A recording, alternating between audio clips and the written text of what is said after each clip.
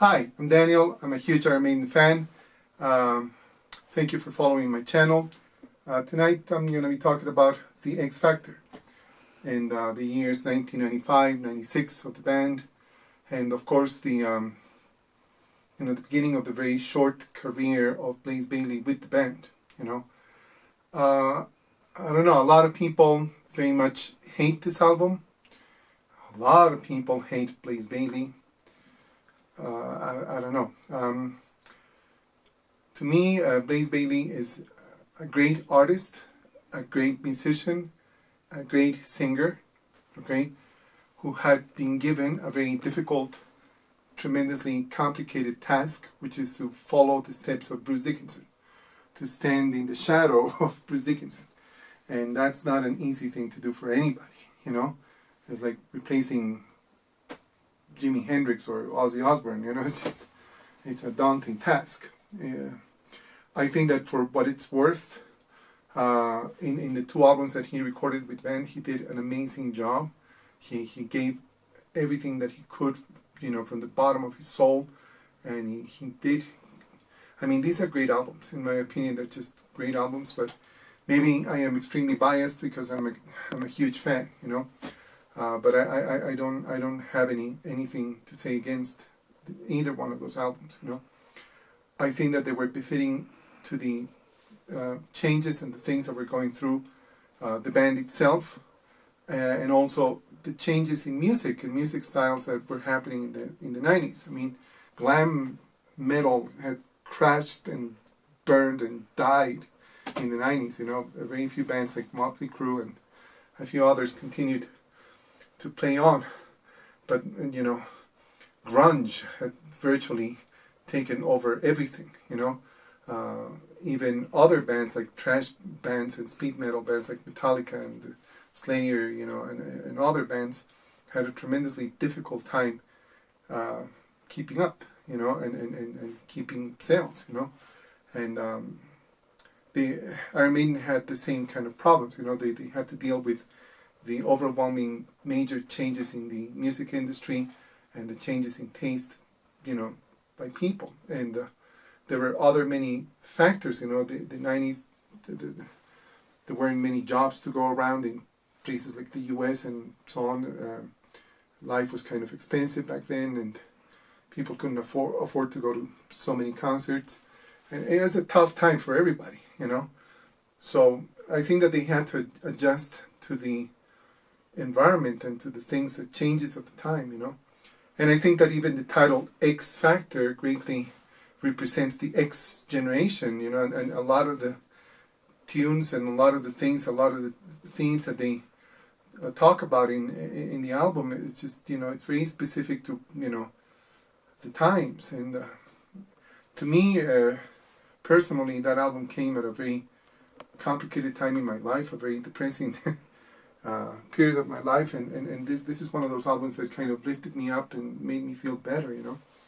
I was also extremely bummed out, when Dickinson left the band, and nobody thought that Maiden could make it through, could pull it through without him. And I did see Dickinson a couple of times, once in the Tattooed Millionaire tour, and once in the Balls for Picasso, which was kind of like at around the time of X Factor, And when I saw Dickinson, both times I saw him in Washington, D.C. There was a club named 930, the 930 Club. I think that's where I saw Dickinson with the Tattooed Millionaire. And then I saw him at the Bayou, which is another tiny club in Georgetown in Washington, D.C. And it was just, a tiny little hall, less than 200 people, and to see such a legendary, amazing musician there, it was beautiful, but it was heartbreaking at the same time. And same thing when I saw Maiden in the X Factor tour. I saw them at the Hammerjack, which is another club in Baltimore, Maryland, just outside of Washington, D.C.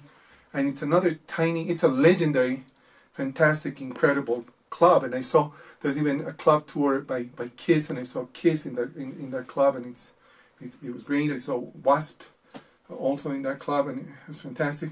But then I saw Maiden, and it just broke my heart. It's just such a tiny little hall and very minimal kind of response by the people. It's just not a great show, and it felt really bad. I love the music, I love seeing them, I love every single second of it. But again, I have followed the band in every possible scenario they've been through. I've seen them in large stadiums, and I've seen them in tiny clubs. And I remain loyal to them. And to me, again, to those people that have a problem with X Factor, I mean, I wish they would listen to it more carefully. They would put aside some of their feelings about it, and they would discover this is actually a great album. So this is the British first edition of the X Factor. This is a gatefold style kind of record. One thing that I like about the British style is that they have these kind of wax type of quality to a lot of the records that they have made, and many of them, they come with additional inserts. Like this one comes with these fold out kind of posters with all of the members of the band, and with all the lyrics and additional artwork. I like that. I like that they always put in that extra effort in everything that they do. This is also the first album that I know of that officially came out in like this transparent vinyl, and with the infamous images of Eddie of the X Factor. It's a great piece to have. I gotta say that, I mean, yes, they made a very good job of this, but many of the records of that time, starting with Fear of the Dark and so on, they tend to come apart a lot. Okay, this one I had glued a couple of times, and it keeps on, separating. It's just I wish they would make a little bit better. They would have made back then a little bit better job. This one is printed in. This one is recorded. Sorry, in two vinyl, just like the Fear of the Dark. These were the first two albums that were made like this, in two vinyl. Okay, and many bands in the 90s and so on, they began to do things like that to provide greater quality to the sound of the vinyl. I also have this lobby promotional picture of the band from 1995. I love that. Then we have the reissue that they made, of course. Another thing, this is a great Eddie. This is a fantastic Eddie. This is the only Eddie that they made in any of the albums that it's not a drawing. Of course, this is now when Derricks had left the band, and this is the first time that they used like models. A lot of people say that the models and the image, the form of Eddie, resembles greatly Tool. I don't know if any of you guys are familiar with Tool. A semi-progressive, industrial, heavy band, American band, which is amazing. I love Tool. It's one of my favorite bands.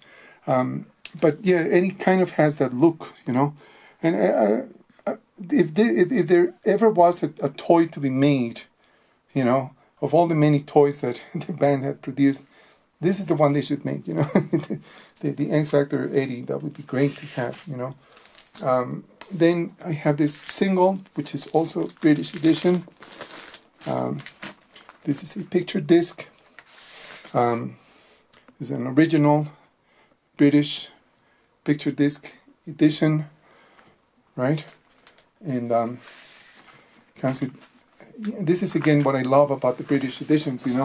They usually come with these gigantic posters, beautiful, incredible, enormous posters. And I'm not going to fold it out.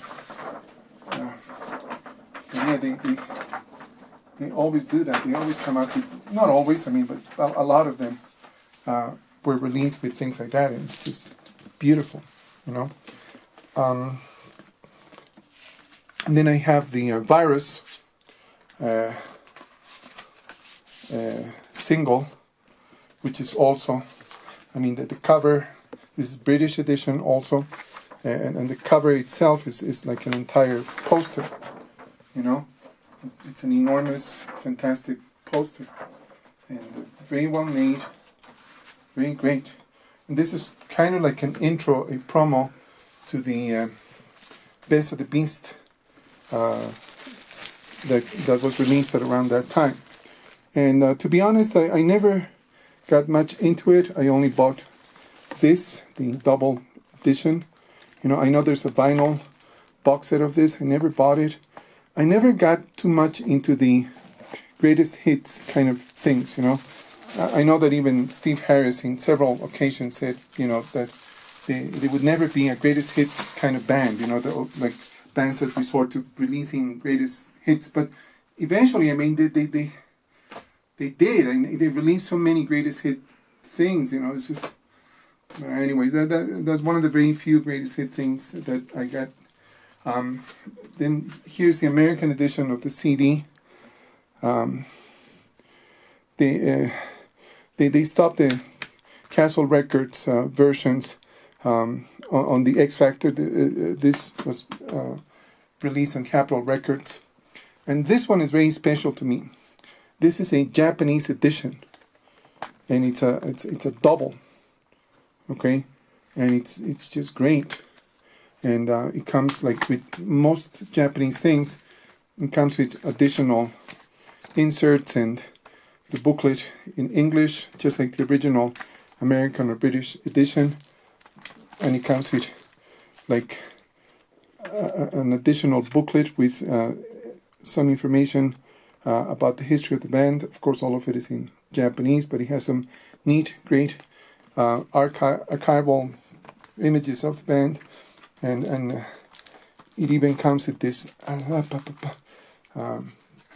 replica of the insert that they have in the vinyl with the lyrics and everything, you know.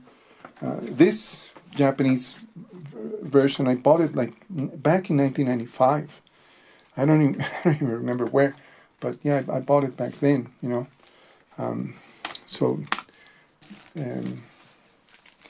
Yeah. One final thing. I love Maiden, and I love toys. Okay, but I love metal in general. I listen to a lot of metal, and I have a very eclectic taste in metal music. Like I love AC/DC, but I love Slayer, you know, and I also love King Diamond, you know, and I got this, and this is like a King Diamond with like different heads and different hands, and he has many articulations and things like that.